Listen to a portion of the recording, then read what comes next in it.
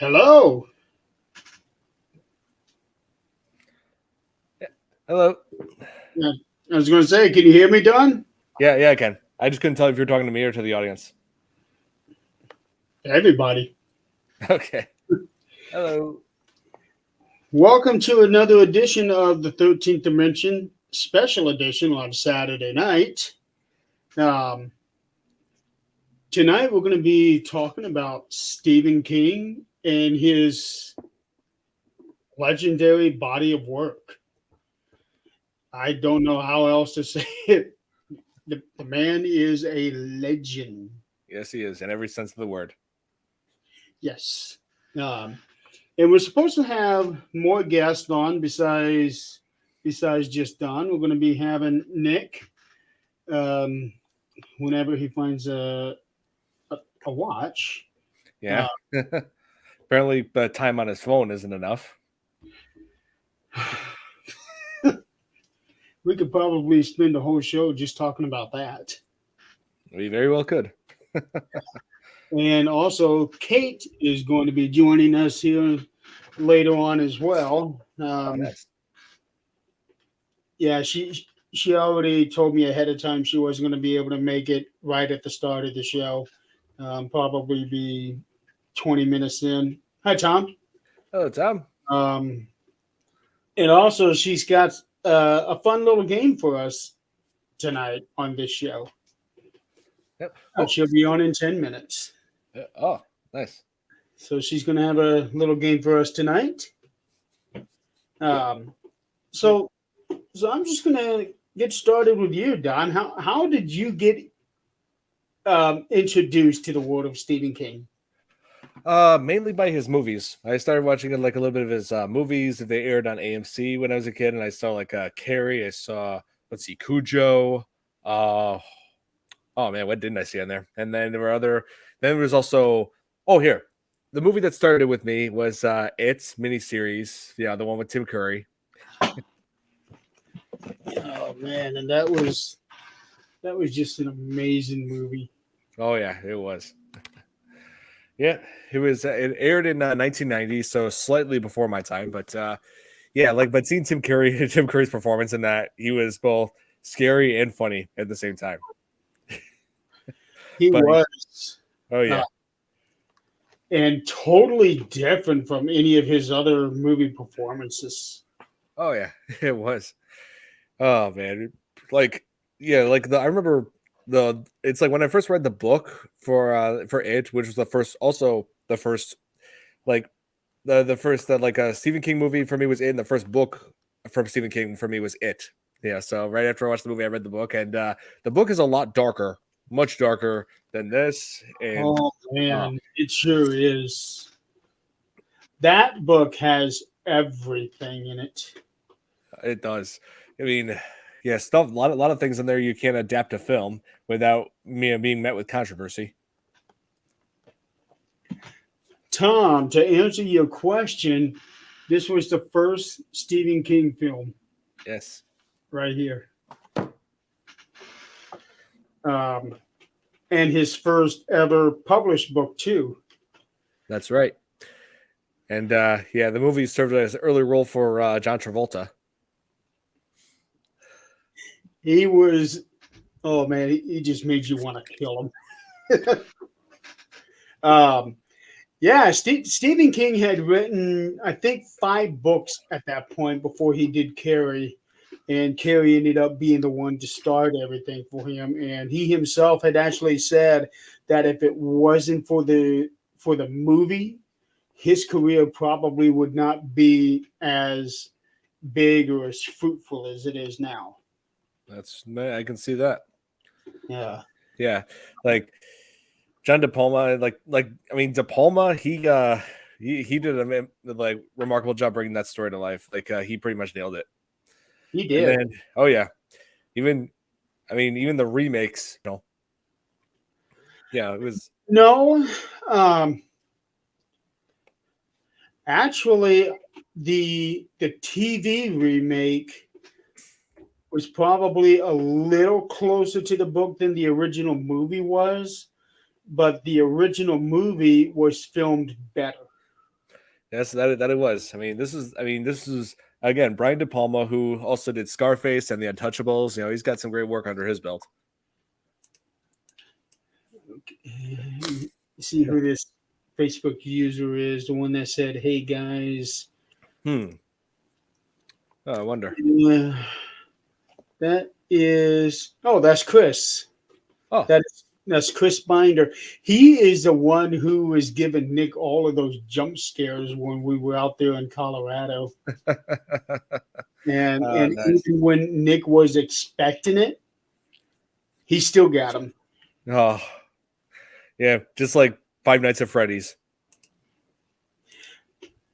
I just found out that they made that into either a movie or a series. Movie. They did. It's on Peacock right now. Wow. Yeah, it's in the movies. You can see it in the movie theater, or you can just stay home and watch it on Peacock. Yeah, I'm more. But I just recently did a live stream of the game. Yeah, lots of jump scares.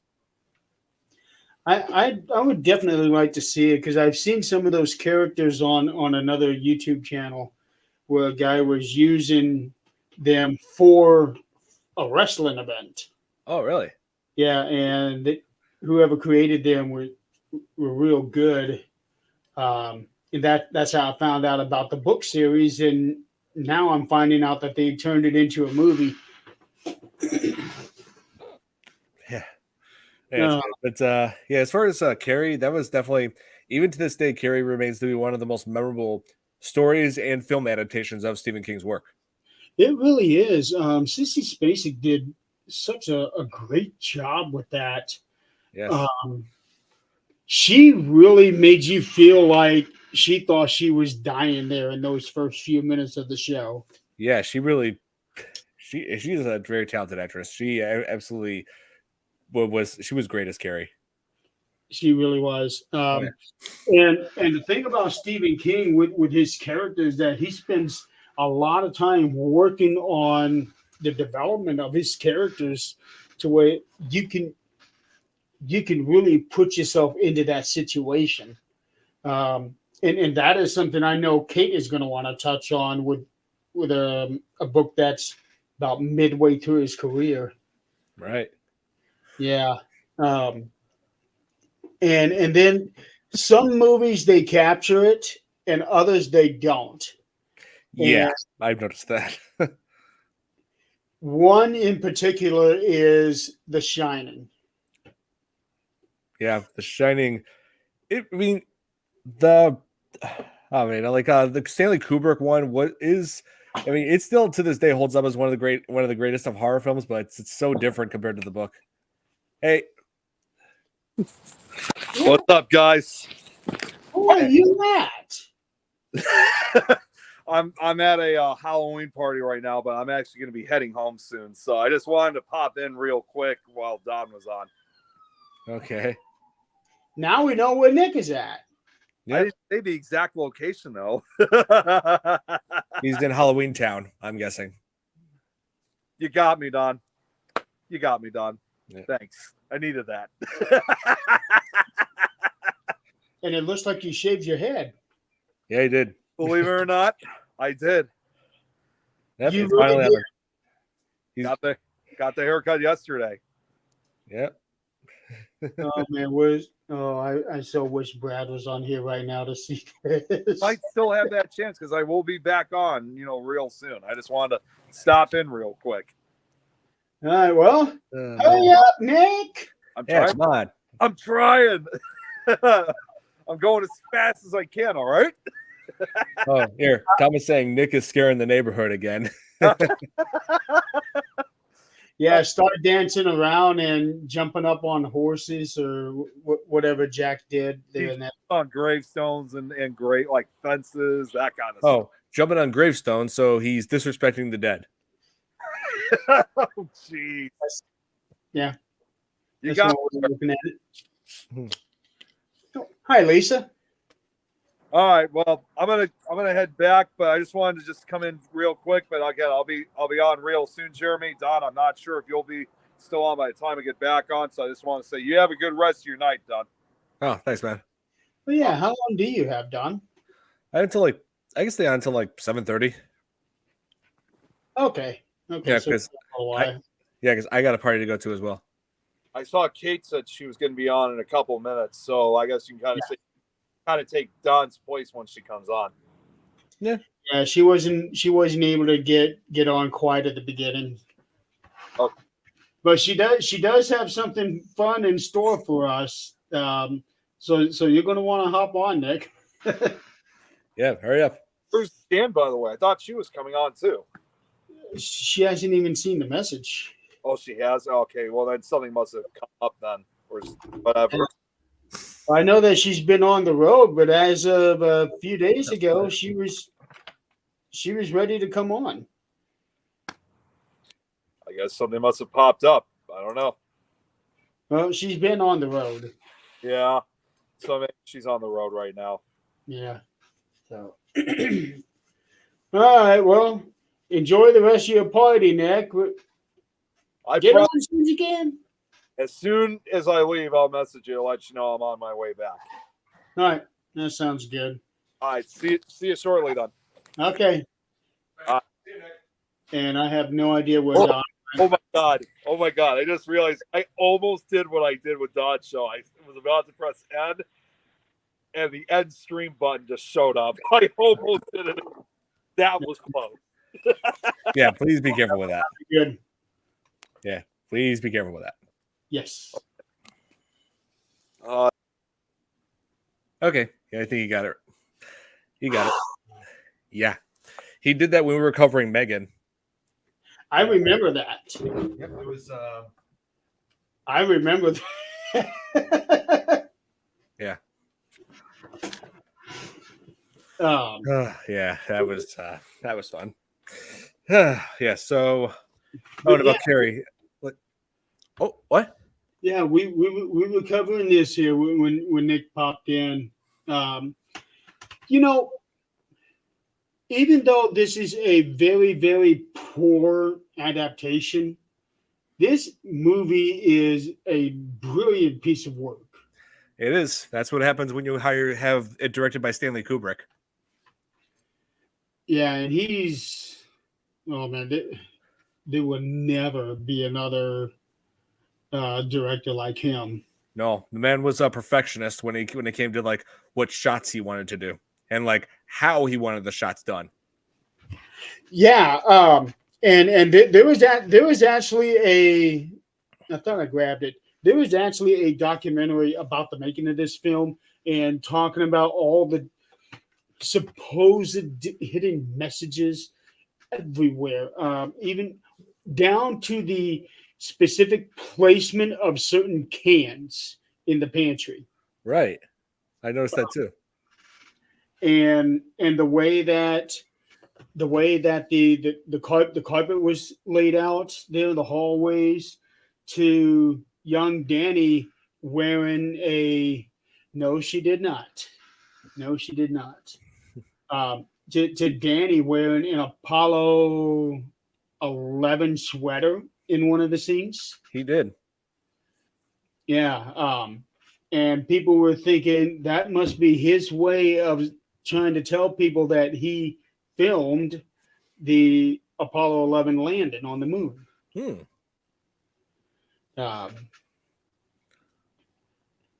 It's a great conspiracy theory. Yeah, I've heard a few people discuss that online. And there has been a video. I don't remember where I saw it. It has been a long time ago, but there was a video out there where somebody was jumping up and down on the moon, and there was something flashing above him, like it was some sort of like a tether pole. Yeah. Oh yeah. To make it look like that he was just going up and down slow for the moon's gravity. Oh, I see. Look at that. And yeah, Shelley Duvall, she never did recover from The Shining. That I remember seeing interviews where her treatment on the set was piss poor. Oh yeah. Oh yeah, both her and her character's treatment. Yes.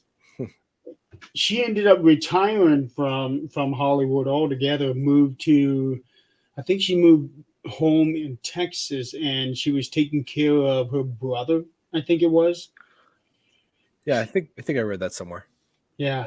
And she just recently did an interview with somebody, and she also had a part in an independent film here in the last year or two.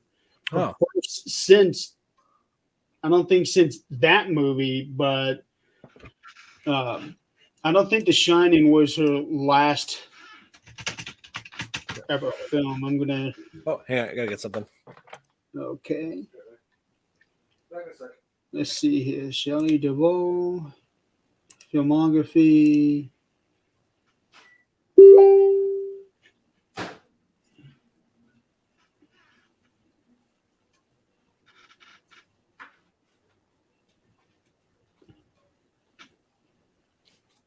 Okay, Jan is not going to be able to join us tonight. She just sent me a message. Oh, I see. Here's Kate. Hey, Kate. Hi, how are you two? We're doing great. Yeah, Good. It's good to see you. Thank you for letting me join. glad to have you on here, and I see you dressed up for Halloween. I did not as good as Nick. Nick is definitely the master of dressing up and Halloween and costumes. This is my daughter's, but I thought I'd borrow it. Yeah, I've got a Halloween event I'm going to myself, Kate. I'm going as Ghostface. Oh wow, that's really cool. You have to post a picture on the page. I'd love to see it. Oh, for sure. Yes. And, Oh, yeah, and he shaved his head. At least, and I don't have to shave my head for that one. No way. Oh no, did Nick actually shave his head? He said he did. Well, not really. He was over here at my place last night with me and him and some friends. We were watching Halloween. It was movie night. Oh nice. And so Nick, he didn't shave his head. There's still some hair there, but it's not as long as Right. we've been seeing. Like how long? It's around what mine is. No way. Oh my goodness.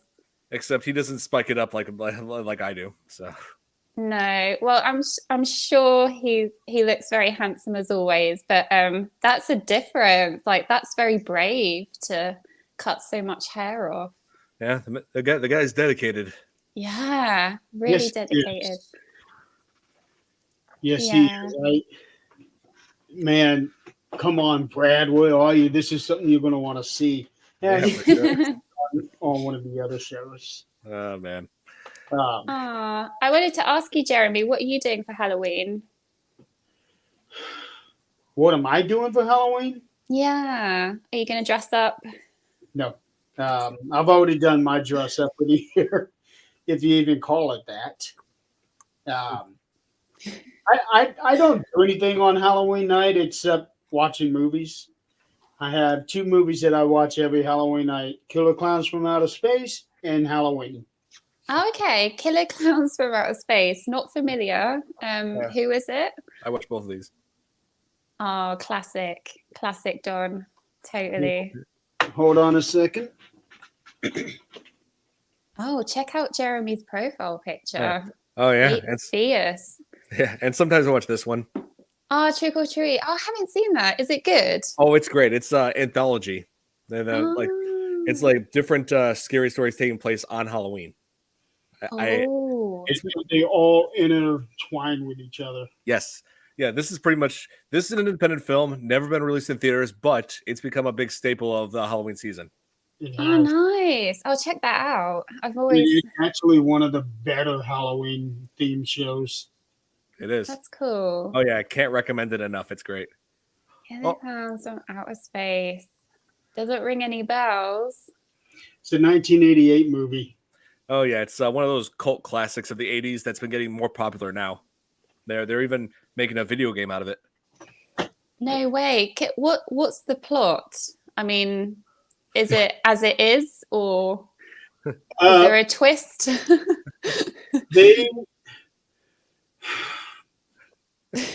Well, it's like one of those movies that's like intentionally silly. You know, like Right.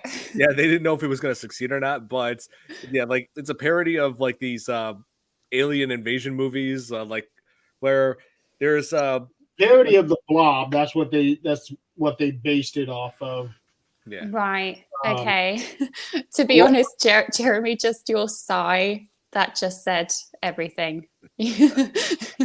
Well, here's the thing. It's my favorite movie of all time. No way. I Yeah. would never have thought that. Okay, I'm gonna have to check this movie out then. Oh yeah, Well, we also I'm sorry, go ahead, It Jeremy. is such a favorite of mine that I actually got this clown tattooed on my leg. No way. Yes. That is a scary clown. That is quite terrifying. Oh yeah, these yeah, there's like different clowns in there. Each one has like its own, somewhat have its own personality, its own characteristics. Yeah, basically the whole plot of it is like there's a ship that crashed into a outside the outskirts of a small town. Right. The ship is shaped like a circus tent, and the aliens and it comes out of there are aliens that look like clowns. I expected nothing less. That was Yeah, on par with what I thought. So if I watch this film, should I go in with high expectations or medium expectations? well, expect to go experience one of the silliest B movies you'll ever watch. Yeah. Right. Okay. There's a lot of laughs in it. It's got to be. But the title song, I should mention, the song format from it is performed by the Dickies. So Oh, okay. Okay. And that song is incredibly well produced. Yeah, considering probably the overall budget and audience for the film, bit of, Well, bit of an That's the overkill. beauty- That's the beauty of it. The writer of the song only heard the title and wrote the song based on that. He did not see the movie. The song does not follow any plot of the movie. But it just elevated the movie in such a way that few movies with title tracks ever do. Oh, bless him. I wonder how he felt after the film's release. oh yeah, Did he feel, I don't know, satisfied with everything? Was he a bit shocked? Was he like, wow? I think it was all the above. Yeah. And they have been trying for the last 30 some years to make a sequel to it, but it Yep. hasn't quite worked out. Oh, Yeah. yeah. It's really at the point where they should just do a remake and go off of it. Yeah, I mean, it sounds like a good video game, but yeah, I'll have to check out the film. I can't Well, the prejudge. video game was supposed to have been released back in the spring. Yeah, they've been trying way too long to like try to get. It's been in development hell for decades. Yeah. Aw, I hope they're going to do something that fits with the era, you know, like maybe on a Sega Mega Drive style. Like that would be cool. Good old platform game. Yeah, for sure. And here, let me look up when the game is coming out. Yeah, if it's too like They don't. there's they too don't many good graphics, then I'm not sold on it. Oh no, Well, it's got modern graphics. The graphics, it's really good. Oh, I like the really crappy graphics. Oh, you mean like But the 8-bit or the 16-bit yeah, one? Yeah. 16-bit. Totally. Let's Yeah, see. not- I'm not on this one. Oh, here. Release date to be determined, even though it was supposed to come out this year. Oh, Yes, that's even weird. the video. Yeah, even the video game is delayed. That's weird. And the way that they made it sound like is that the game was done, ready to go, released in the spring. So we were thinking March, April, Yeah. and March and April came. March and April went, and here we are getting ready to go into November. Not a word. Yeah, and I did a reaction video to the teaser trailer for it last year. Oh wow. Yeah, on my I have channel. to check that out. Yeah. Oh yeah, I've been doing all kinds of things with my YouTube channel. My YouTube channel is my name, Don Elmy. Yeah, you type in my name, you'll find it. Oh. But I was just doing a live stream of the game Fortnite where I'm playing as Michael Myers. Oh, that's really cool. Did Yeah. you have the theme tune in the background when you were playing? Yeah, there's this thing where you could like hey, you could make your characters do things like dance or do some sort of action. There's this thing where you press a certain button and out if like and Michael pulls out a keyboard like a piano keyboard and just No starts playing the way. Halloween theme and like That's with so his funny. with in one hand and then with his knife he just goes duh, duh, and like those notes. It's hysterical. Oh, that's really cool. I have to send you I was watching a parody short clip today actually, Don. I have to send it to you later because it reminded me of you and Nick when you were talking about Halloween, and it's Michael Myers and he's in high heels and he's chasing a lady in high heels, and it's so funny because yeah, I'll have to send it to you. You have to watch it. Oh, for sure. Jeremy's like, oh god, what I is am. this? It's so bad. I have to see this. I will definitely send it round. It's hilarious. He's got like this big high heels and he's totally slaying it. Oh no. Oh man. Oh. When you came when you came in, we were talking about character development and how on some of the movies that have been released really capture that from the book, and others that are just way off. Like this one here, for example. Unexpected. Yeah. Now, granted, for this film, it just barely remotely identifies with the book itself. But with this on its own, it's a great piece of work. Sure. I have so I haven't read The Shining, the book, but I have heard that it is so much deeper and there is such a lot more that goes on in the book compared to the film. But I'm not familiar. Stephen King's, what's that? The Shining. Yeah. Shining. This is the TV miniseries. No way. I never knew there was a TV series. I had no idea. Oh, it's just a like a 5-hour movie, basically. When did that come out? 25 years ago. Yep. No. Yeah. I wonder if they even showed it in the UK, which is why I've never seen it. Yeah, it was a TV miniseries. Right. Here in the States, I guess. Yes. Yeah. And this version was more faithful to the book.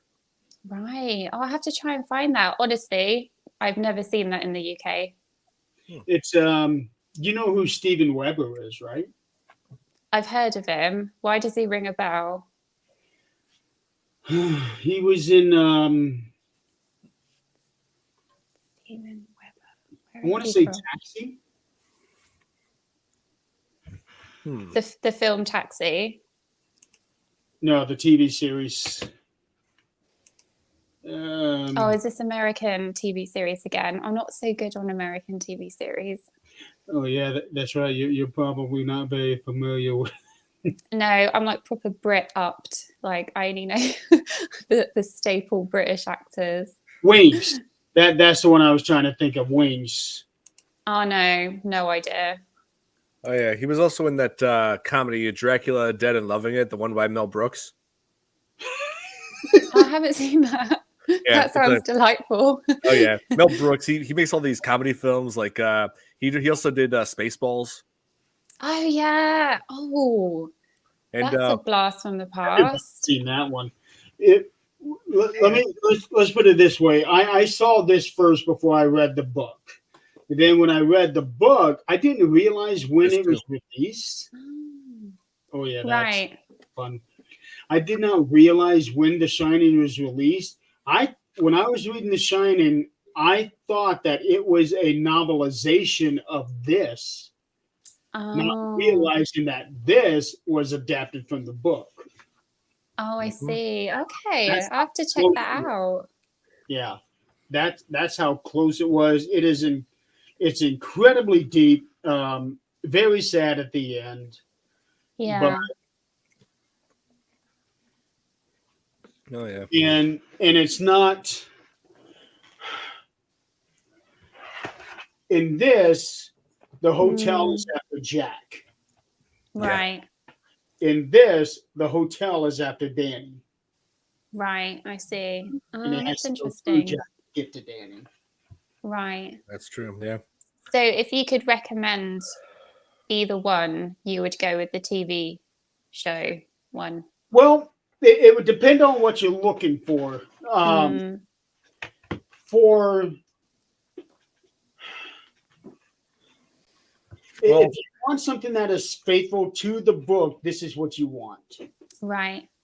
But if you want a horror movie that is just going to completely blow you out of the water, knock your socks off, this is it.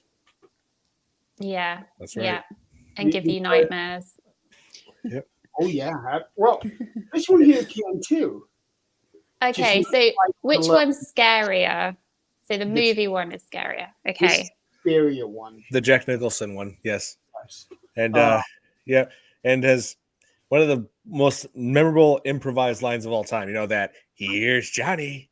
That was That perfect, was Don. just a spur of the moment thing that he did.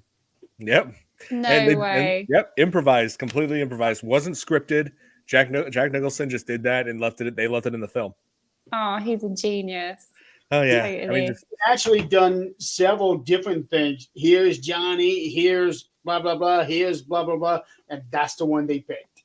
yep. Yeah, And- thank goodness. Yeah. I'm just sad that Jack Nicholson is in such bad shape right now. You know, he's been suffering dementia, and it's been Yeah. getting progressively worse. So that's why he retired from acting 10 years ago. Yeah, yeah. I mean, no surprise. It's important, isn't it, to rest and just do your best with that awful disease. It's awful. Yes. Yeah. Yeah, Yeah. he hardly makes. Yeah, I've been told that he hardly makes any public appearances anymore, so it must be getting really Yeah. bad. Yeah. But he's with his family, right? He has Oh, family oh, around yeah, yeah. him, and yeah, Oh, yes. that's good. Yeah, Yeah. his family's caring for him. Yeah, that's And- really and nice. It's the same thing with Tim Curry with that massive stroke that he had a number of Oh. years ago. I seen a recent picture of him the other day. Oh, it is terrible. But he is keeping high spirits about it. Oh, He's keeping his good. spirits up. Then also with Bruce Willis, his Yes. condition is getting really, really bad. I've heard about that. I heard that he's become nonverbal now. Yes, I just read that yesterday. I think. Oh, Jesus, it's so sad. It's Yeah. just, yeah, it's just brings it home, doesn't it? That you just have to make the most of now and oh yeah, look after yourself as well, as best you can. totally. Well, it's not. I don't think it's a matter of how well you take care of yourself. I think it's just that condition. It's going to get you. Sure. I think there are things that help though to slow it down. And there are things that speed it up.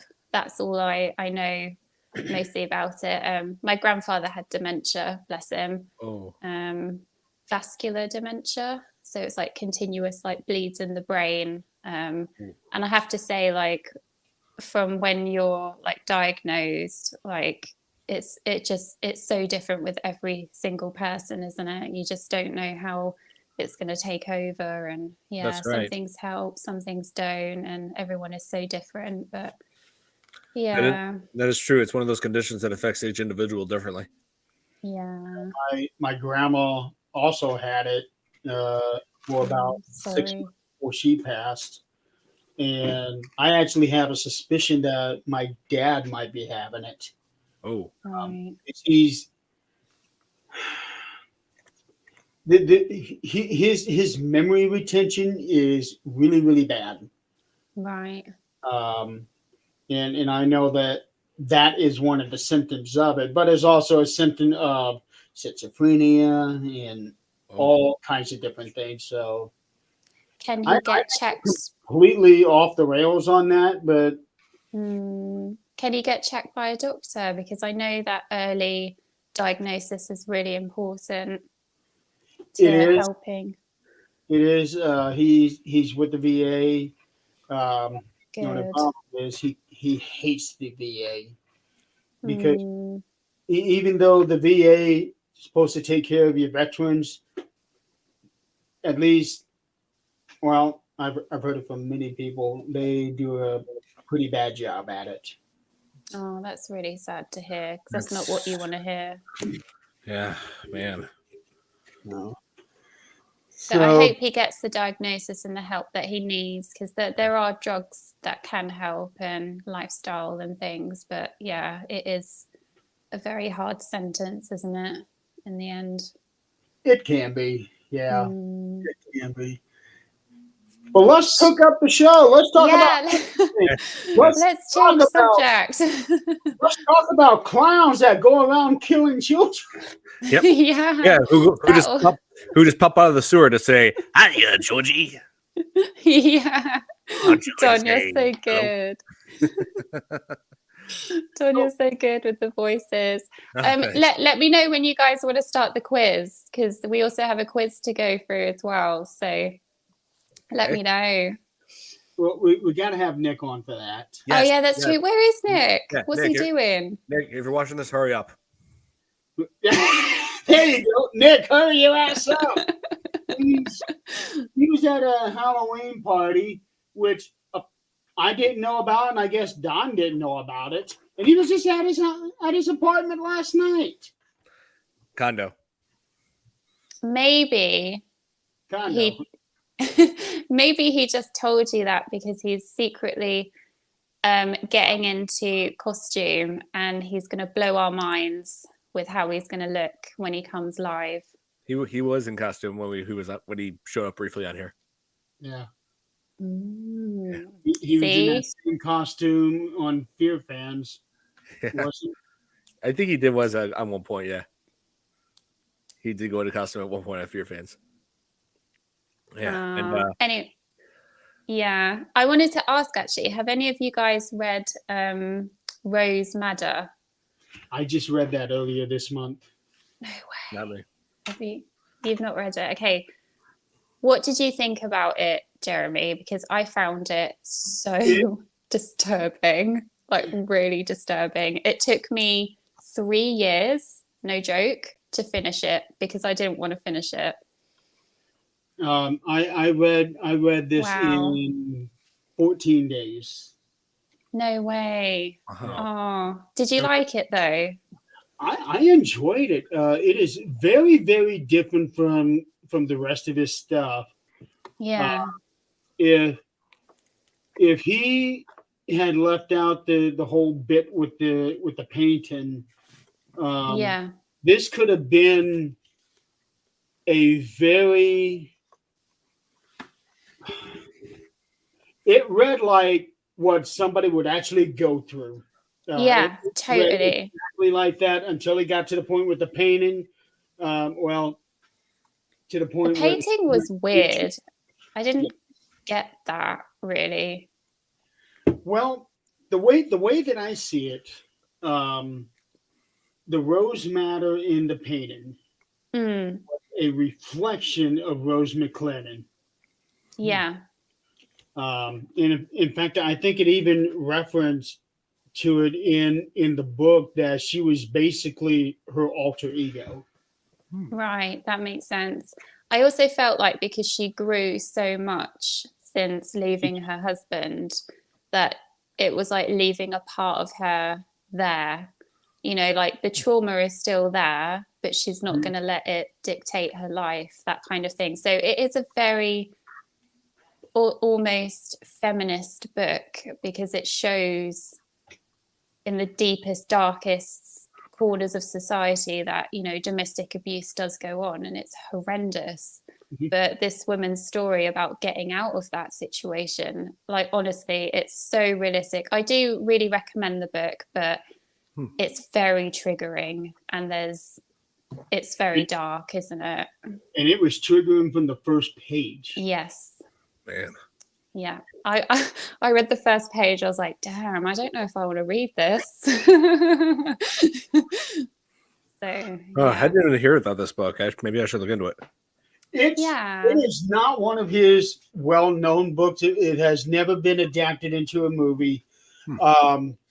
They tried, but Oh, did they? yeah, they did Oh. try. It never went anywhere. Let's see here. I'm trying to adaptations. I think it would have made a good TV series, like a 3-part series or something, I could see that. like three episode Wouldn't kind of have thing. to. Like a mini series. Yeah. Hmm. Yeah, Yeah. that one they would have to. Oh, come on.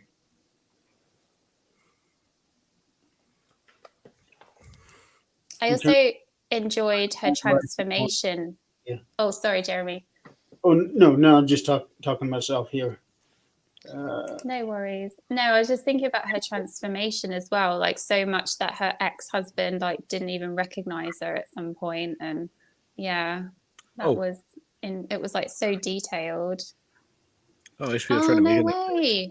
Oh, Right there, 1996, HBO tried to make it into a TV movie, but it never worked. And then they tried to do it again in 2011, but the project fell apart. oh, Oh, is it cursed? Like, what happens?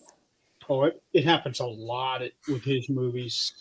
That's scary. yeah. With And the whole time, let's see, no, Insidious. The whole time, I was reading this book. Hmm.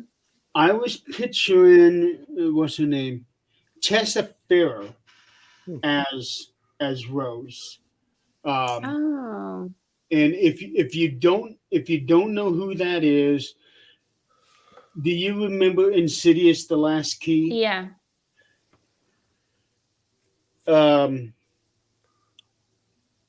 That older lady, Shay.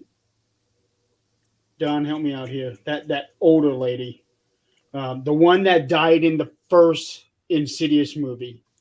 oh yeah, Lin Shay. Yes. Okay. Tessa played her mother in the out of body dream sequence, whatever it is. Right. Tessa played her mother in that show, and she was also in the second season of Mr. Mercedes as the doctor's wife. Yep. I pictured her as Rose Madden the entire book.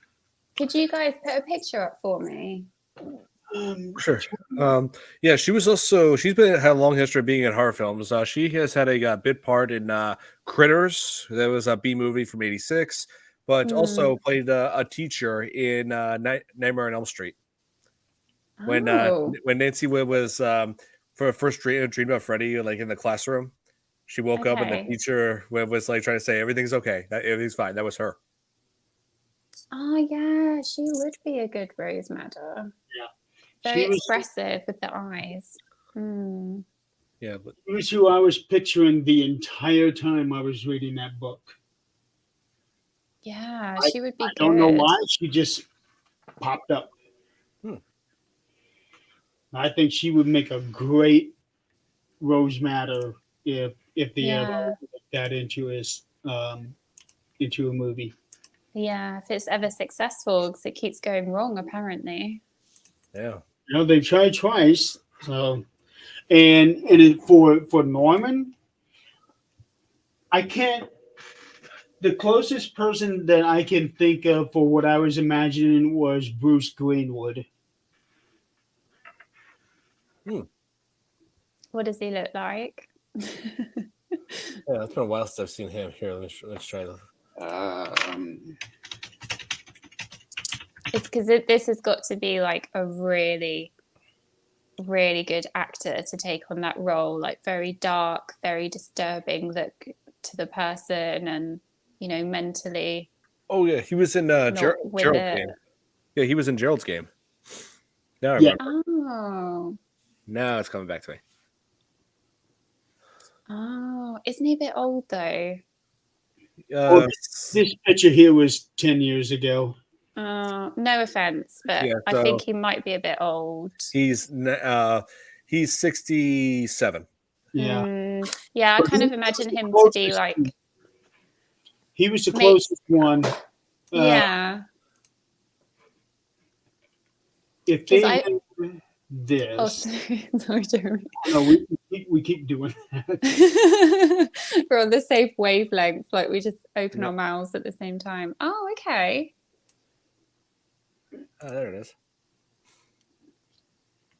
This is him back in 1987. Oh. Yeah. Yeah, that would have been good for that time. What's that? Yeah. He was the 'Cause I- closest one I could see.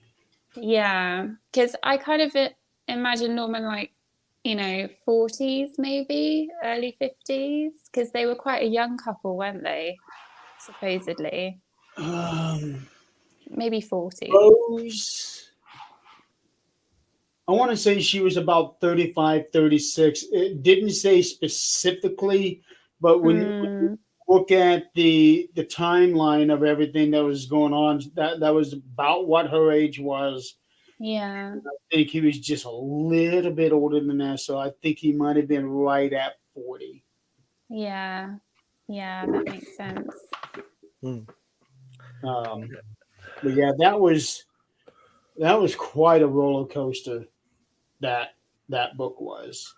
And it was so tense because you don't know what he's going to do when he finds her at the end, right? You just all that tension and stress. Because basically, like the story is, she runs away from her abusive husband, and he is out to get her and look for her. Jesus. And meanwhile, she does meet another man, and then they both end up going to the same place, and it's like, what's going to happen? Like, because he is a piece of work, like a horrible person. So, yeah, quite scary. Like, it's not even paranormal scary or aliens or anything like that. It's real life scary, which is why I think it's so different to his other stuff. Yeah, it sounds like something that very, very different from what we're used to as far as like Stephen King. Yeah, Well, let's put it this psychological. way. It takes more than 200 pages before he even gets to anything remotely paranormal. Yeah, which is the painting, kind of. Yeah, it's interesting. And the world that he built in that painting. It's very descriptive, very beautiful. I wanted to ask you actually, is it his new book, Holly? Have you guys read that? Because I've seen it in bookstores and I don't know whether to get it. I'm like, yeah, I've seen it at all kinds of bookstores. I've seen it at Barnes and Noble. I've seen it at Target, but I just haven't had a chance to pick it up. Yeah, there it is. Have you read it, Jeremy? I started reading it the day it came out. And read this in two days. 2 days, 2 weeks. Two. I was about to say 2 days. Who does that? Wow. Okay, 2 weeks. That's like if I read I don't know, if I read this in just 3 days. Yeah. This is my favorite book, by the way, from Stephen King. I really want to read that. There was a few questions about that in the quiz, and I'm like, I have to read this book because it sounds amazing. I read this thing for a whole summer. All 1,000. Wow. All 1,886 pages of it. Yep. That's a big book. It is. I mean, that's like the digital format. 1,886 pages. I read it off my iPad, but I also have the book too. The book is just 1,149 pages. Wow. So, do you prefer reading on a device, or do you prefer paperback? Well, it's like if you have the paperback, it's like you have something for your bookshelf, so there's that. But I mean, sure, reading off the iPad does have some, some good aspects of it, like being able to save your page more easily, but yeah, but reading it just the old fashioned way, it's got still got Mm. that charm to it. Yeah, I actually find reading the physical book, I have better memory because if I read stuff on a tablet, I don't know why, but it just doesn't stick as well as like the just having the book there and maybe reading through it with your fingers or highlighting bits or whatever. Like, I don't know. It's really weird, but for my brain, it's like black and white. I can see it and feel it and touch it. It It's might have weird. something to do with the electronic factor to it. Yeah. It's kind of like a glaze, isn't it? It's like I can't get into this book because I just feel like my brain's not absorbing it. It's weird. Yeah, maybe that's just me. Let me know, guys, if you're watching in the comments. Do you feel the same? Am I just really weird? I don't know. Everybody processes things differently.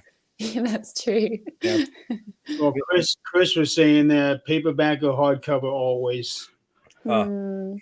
Yeah, for me, it's both. I could read both. I could remember things both physical copy or digital. Oh, you're really lucky. Wish my brain worked like that. It was super brained on.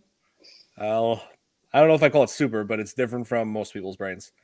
Which is great. Yeah, because Kate, I don't know if the guys ever told you this, but I actually have autism. Oh, no way. No, I didn't know. Asperger's syndrome, diagnosed when I was 4 years old, and ever since then, like when I was 5, when I first saw this gem, Yeah, George. I was like that, which inspired me to study film, and ever since then, I've just remembered every single film I've ever watched. Oh, that's incredible. So, do you have a sort of photographic memory? Would you say? When it comes to some for visual media, for the most part, yes. Like basically anything I channel my focus to.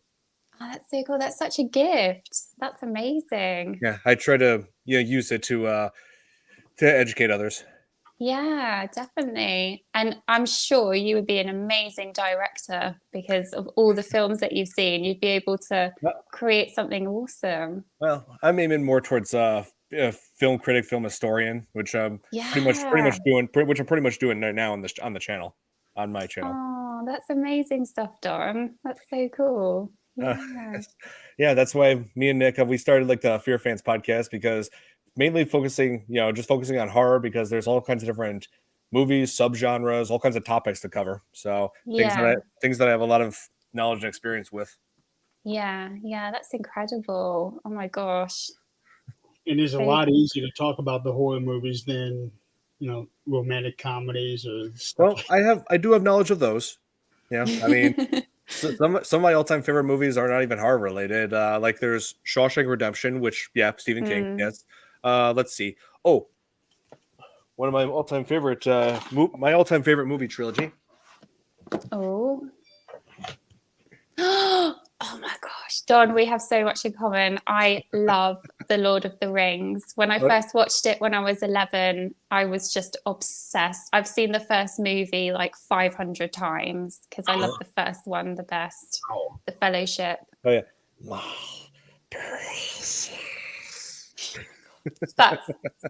That's uncanny. That is spot on, Don. Yes, Perfect Smeagol. Perfect Smeagol, Gollum, whatever he wants to be. But, yeah, like I remember when these came out in theaters, and this is actually the extended version. It's like, sure, the Return of the King on this is about 4 hours, but I don't care. Every bit of it is just so well made. Yeah, totally. Right. So we have to do a show, Don, on The Lord of the Rings, okay? We have to. 100%. That would be so fun. Oh yeah, totally. And I actually saw Sean Astin. He was here in Chicago. He was giving a speech like talking about this. He was part of this rally about with the writer and actor strike that Hollywood's been going through. He was basically saying his giving his speech on the matter. No way. That's so cool. Oh yeah, he's a very charismatic speaker. I was just like, wow, everything he said just made so much sense. Yeah. Oh damn, I'm so sad I missed out on that because that's so cool. I've only ever seen Billy Boyd because when I lived in Germany, they did a Lord of the Rings concert. It was just the music. Oh, And I love the music. Howard Shore, like, oh my gosh, just I cried 3 hours straight. Like as soon as I sat down and I heard the music, and then Billy Boyd came on stage and he was singing and he was talking, I just cried. I was such He's a a good mess singer. at the He is. end. He is. He's so talented, and he's He's- such a nice guy. He's so nice. So yeah, The song that he did in Return of the King was very haunting. yeah. oh yes. I mean, his work is brilliant. Yeah, he did that one. And I think my husband thought I just lost it. He was like, "Why are you just crying the whole time?" I was like, I can't help it. Like, it's so emotional. I'm like this far away from Billy Boyd. I couldn't believe it. Yeah. Anyway, I'm going red now. I'm blushing. It's ironic that we go from The Stand to the Lord of the Rings, because when Stephen King wrote The Stand, he wanted this to be his version, his American version of Lord of the Rings. Yep. Oh, okay. That's what he was aiming for. Lord of the Rings, the hobbits are, hi Carl. He wanted, because the hobbits are on this journey, they're walking everywhere, and he wanted something similar to that with more of a contemporary setting, and that's how he came up with The Stand. Yeah. Because everybody in America, and he wanted it set in America too. And everybody in America all traveled to either Denver or Vegas.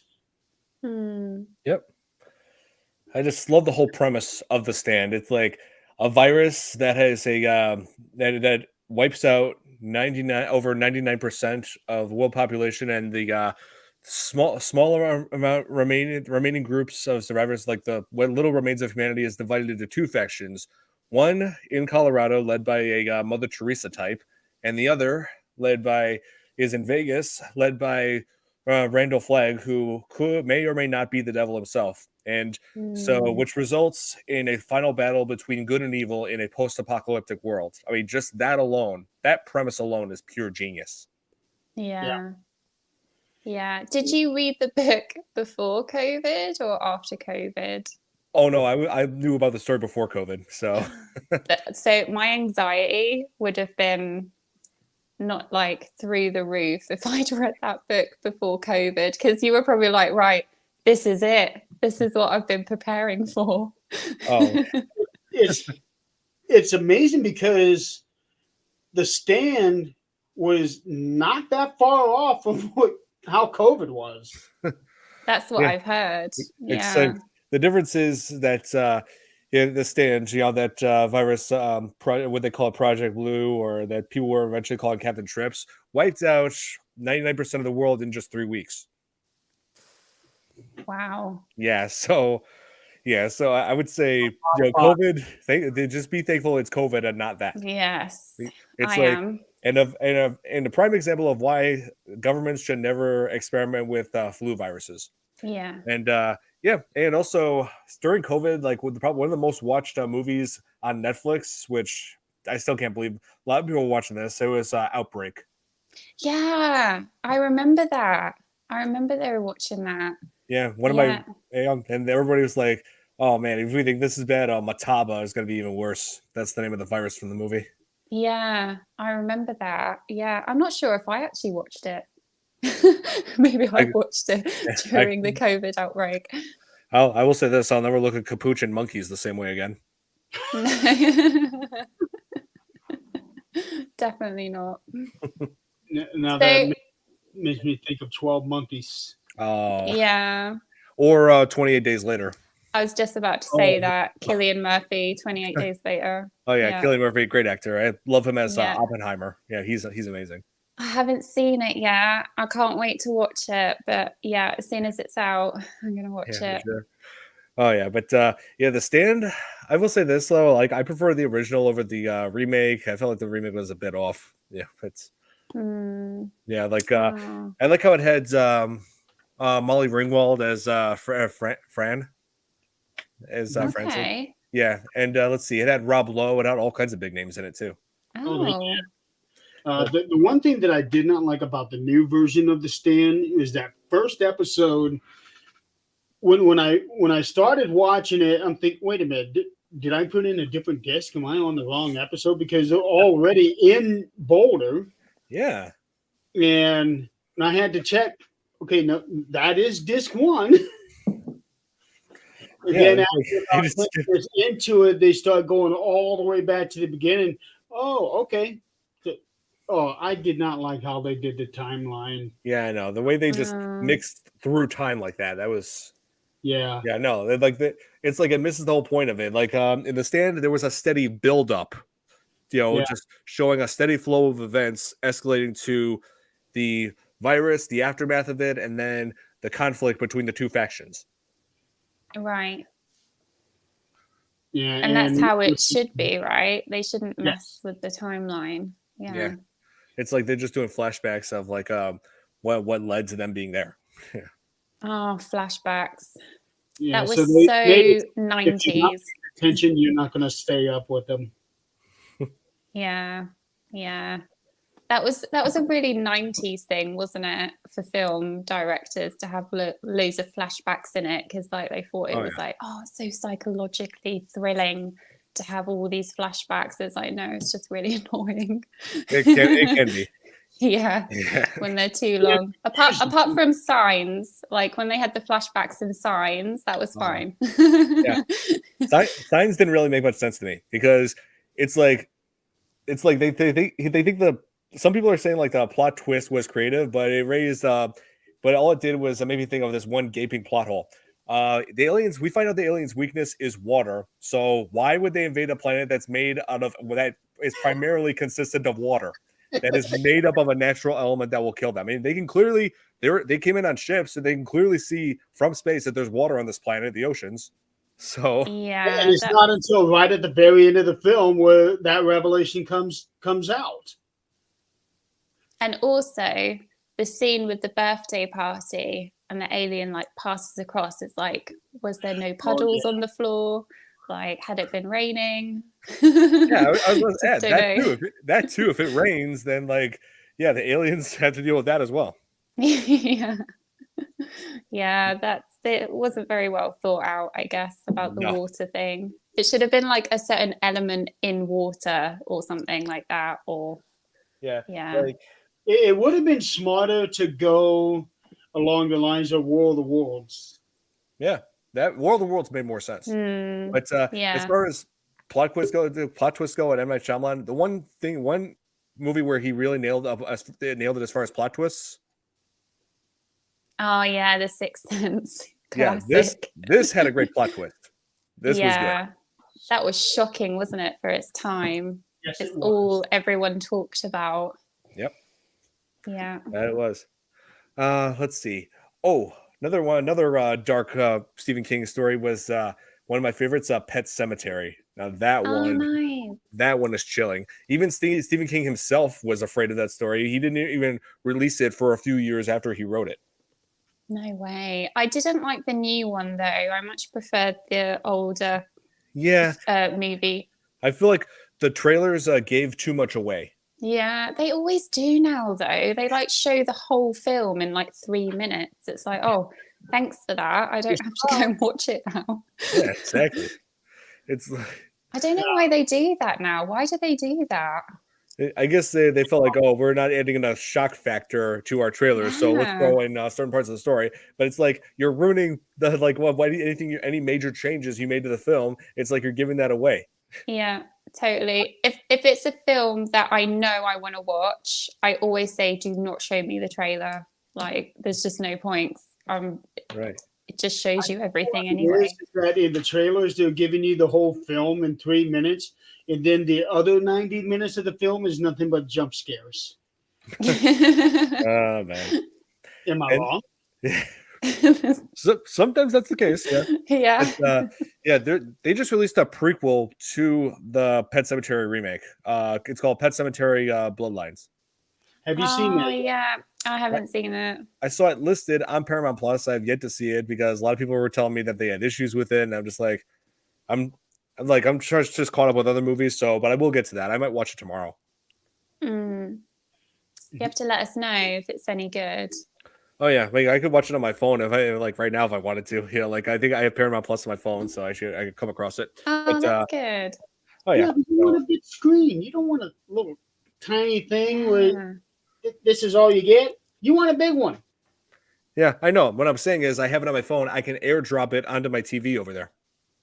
Oh, I see. Yeah, Yeah. that makes sense. Yeah, seriously, the LG TV, they're like one of the best TVs you could ever own.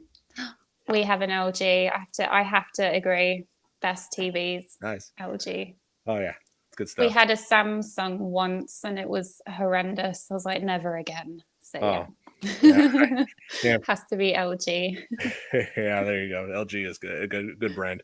But yeah, Pet Cemetery was like the book especially was shocking. Like it's like sure the film adaptations were scary, but the book is like where it really, oh man, where they really nailed it in suspense and also in shock factor.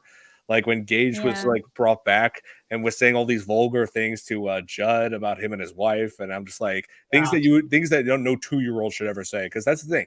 The Gage was supposed to be a two-year-old little toddler, you know, pure innocence when he was alive. When he's undead, he's a monster. Oh man. I'll And, have to and read the the book. description of him in the book is so much worse than what you saw in the movie. Mm-hmm. Mm. Yeah. Yep. And it makes sense because in the movie, he gets hit by the semi truck, and all you see is that little scar going down his face. Yeah, like I was thought would there be like more visible damage to him? Like Yeah. I guess maybe they just thought that'd be too upsetting for audiences, so they just decided to give Yeah. him just I one think star. I think that's I the think reason. for the time, right? Because was it 70s it came out? The 89. first movie? 89. 89. Oh, was it really? I thought it was earlier than that. Oh yeah. Yeah, I think, you know, especially before the 90s, like 70s, 80s, they were a bit more it wasn't so violent. They wouldn't show so much violence. Oh yeah. But I also love how Stephen King, he's big fan of rock music, and so for Pet Cemetery, he had the Ramones do the title song. Oh yeah, I remember that. Yeah, that's true. Oh Yeah, yeah. because he's a musician himself, isn't he, Stephen King? Yeah. Oh yeah, he does love music. But yeah, he also, as far as music goes, he also had AC/DC do all the songs, all the music for Maximum Overdrive. So he's got good taste. But yeah, definitely. as far as Pet Cemetery, I found 3 different versions of the song. There's the original one from the Ramones, and there's Plain White T's who did that song for the movie Frankenweenie, the Disney animated film. Yeah, yeah. And I know Plain White Tees because they had that one hit, which was like Delilah. Was it Yes, Delilah? that's right. Yeah, and then you never heard from them ever again. Let's see. Plain White T's, yeah, they did quite a few good hits. But then there's the newest one, the Pet Cemetery remake. They had this group called Starcrawler doing their version of that song. Oh, that's cool. What's interesting about Pet Cemetery, like you said, he sat on it for a few years. It's been said that the only reason he even released it because he had one book left on his contract with Doubleday, and he just put that out there so that he can be done and over with it. I see, yeah. Because Pet Cemetery was his last book with Doubleday, and then the next book, if you notice, that's when he went on to biking. That's right. So what's happening with Nick? Yeah, I was about to say, why is it taking him so long? I don't know. Should we start with the quiz? Yeah, I mean, I think you guys are going to ace this quiz anyway, to be honest. All right. Okay, I think they're too easy. Maybe the last 5 might be a bit more difficult, but yeah, I think you guys know these already. But yeah, should I start then? Because I don't know what Nick's doing with his life. Yeah. Yeah. Let's just jump into it. Oh yeah. Okay. Well, this is the first question. What was Stephen King's first published novel? Carrie. What do you think it was, Jeremy? I said Carrie. Carrie. Oh, okay. So although it was his sixth book in 1973, it was actually first published and it was Carrie. Yeah. Well Yep. done. Which I was surprised by. Like, why did he not go with the first one that he wrote? Why was it the sixth one? There was one that he wrote before called "The Sword in the Darkness" that he had sent several times, and no publisher would publish it. Yeah, Oh, he's had. do you know why? Yeah, he does have a little bit of unpublished work. Yeah, Because it's too dark. That's could be one of the reasons. Yes. this one here is actually said to be the very first book he ever wrote. The Long Walk. Oh yes, I did read it. Read that. That was the first one. Yeah. Very first one he ever wrote. That looks like a first edition as well. It is. It's a first edition, first print paperback. Wow. And I actually have it. I did not realize I had it until a few weeks ago when I was going through all of my books and realigning them by authors, and this came out. That's amazing. Where did you get it? Did you get it?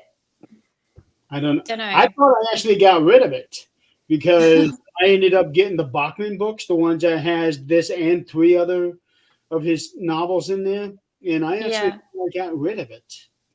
Oh. Yeah. And so imagine the holy shit moment that I had when I saw this thing. Maybe it's haunted. Maybe you did get rid of it, but it came back. It comes back. It doesn't. It's not going to go away. Boomerang book.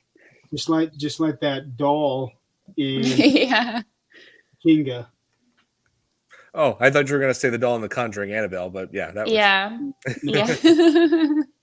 So. Oh, nice. Oh, do you know? So, second question: why was King arrested in college?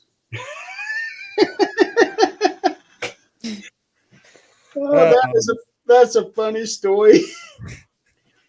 There was one of them traffic cones out there in front of his driveway, and he drove over and it got stuck underneath his car, so he grabbed it, and then he started going around down the road and picked up all of the other ones. Yeah, and he was drunk, apparently. He was booked, and his bail money literally came in the mail. I forget which short story, but he just got paid for a short story that he released to a magazine, and he used that money to get himself out on bail. Oh man, yeah, that's right. That was lucky. Yeah, and I think it was like a month before his graduation as well. Something like that. Yeah, crazy timing. Definitely. Do you know who he was raised by? Question 3. His mother. Well, yeah. Now that explains a lot about the male figures in a lot of his books, right? Because in my experience, most of the women in his books are very strong. They're kind of very good protagonists, as in like they're usually not very evil and horrible. So I wonder if that had an effect, if he is writing all these terrible, horrible, evil characters as men. That could be. Yeah, I mean, there's been quite a few. There've been quite a few examples of strong female leads. You know, Carrie. There was also Charlie McKee in Firestarter. But was Carrie really that bad? I think she was just pushed over the edge. Yeah, I think so too. No, I meant like what I mean is like there's quite a few examples of strong female leads. Oh yes, yeah, definitely, yeah, who have been pushed to the limit, and yes, yeah, that's true. What do you think, Jeremy? Did that have an effect on his characters? Oh, absolutely. Because when you read his characters, it gets to the point where I know that guy. Yeah. And so I know most of his characters had to have been modeled after somebody in his life. Yeah, that's true. That was super interesting. So I didn't know that. Do you know the name of his older brother? Because his mum looks after, obviously, him and his older brother. David. Oh yeah. It is David. Like Jeremy's like on it. I'm a big Stephen King fan. Yeah, definitely. But also Don. Don's getting them all right. Okay. What was his major in college? Let's see. Oh man, what was it? Like I think I never actually read it, but I think it's English literature. I think it was too. Yeah, English literature. That's what I was gonna guess, but I never. I guess again, I never looked into it. Yeah, It is English. Yeah, I it is think English. That was his major. that's what I thought. that's what he was teaching when he finally sold Carrie. Mm-hmm. Yeah, he actually had a high school certification, so he was teaching English in high schools. I was like, how cool would that be to have Yeah. Stephen King as your teacher? A teacher turned writer, just like Jack Torrance in The Shining. Oh yeah. That's one of the main tropes as far as Stephen King novels is that he always adapts like there's always going to be there almost always has a character that's a writer. Yeah, that's true. Except for Rose Mallow. Yes. The Yeah. character in that one was actually an audiobook reader. Oh yeah, it like evolved with the times. Yeah. Oh, that's cool. Yeah. So that was in 1970 that he graduated and got the certificate for high school for teaching in high schools. I think you said this, Jeremy, but what was his first name that he used when he published his books? He did have a synonym, Richard Bachman. Yes. But that came after after Carrie. Mm-hmm. Yeah. There's one before that, right? That they said was too old fashioned. There was it was a weird name too. The first name was named after his grandfather, I think. Yeah. I've forgotten what that name is now. Was it Gil something? It was really weird.